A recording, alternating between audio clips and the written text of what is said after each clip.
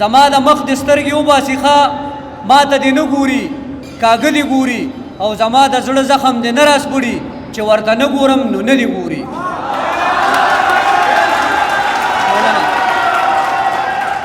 پخپله به مې خپل هر یو ارمان وجه یو وخت کې ما هم د چا په مینه باندې ځان وجه یو وخت کې او زما د درد قصې سره بې سمې اوښکې تللې قسم دې په جړا به مې یاران وجه یو وخت کې رقیب سره خوشاله د بل چا ته حاجت نشته صفا یې راته وویل چې تا ته حاجت نشته زما په جنازه باندې دې ښه خوشحالي وکړي زما د جنازې په کټ جړا ته حاجت نشته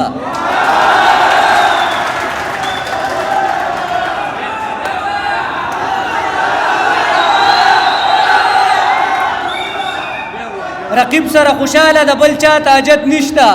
صفا یې راته وویل چې تا ته حاجت نشته نو زما په جنازه باندې دې ښه خوشحالي وکړي زما د جنازې په کټ جړا ته حاجت نشته د چا به ځان ومه صاحبه د چا زړه ومه زه څوک داسې و چې مقصد د ژوندانه ومه زه او چې بیا لیدونو زما به دې ما ته ټول بیان کړه حیران به دې یم چې خوښ شوی پسه ومه زه نور مې د ولقې نه بهر ووته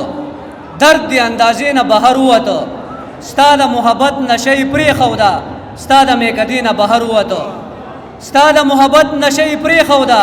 ستا د میکدې نه بهر ووته او ګرانه د حسرت چې واپس یوکي ستا د دروازې نه بهر ووته یو نظم درته وایم د نظم عنوان دی ژوندی احساس ما مې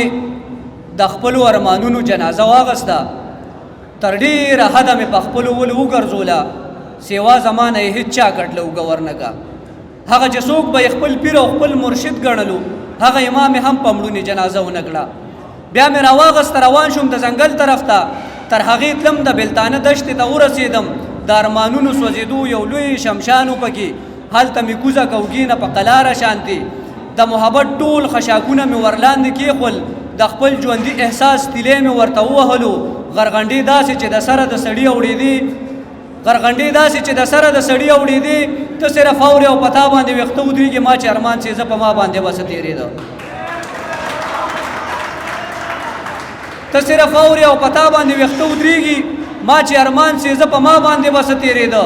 لکه هندو تر هغې ناستم چیره سړه شوه په دریو حصو مې کړه تقسیم د قربانۍ په شانتي یوه حصه مې د هوا چپو ته وسپارله دویمه حصه مې د دریاب اوبو ته وبخله او درېیمه حصه مې هغه خلکو له سنبال ایښې ده څوک چې حسرت له د ناکام محبت زړه راسپړي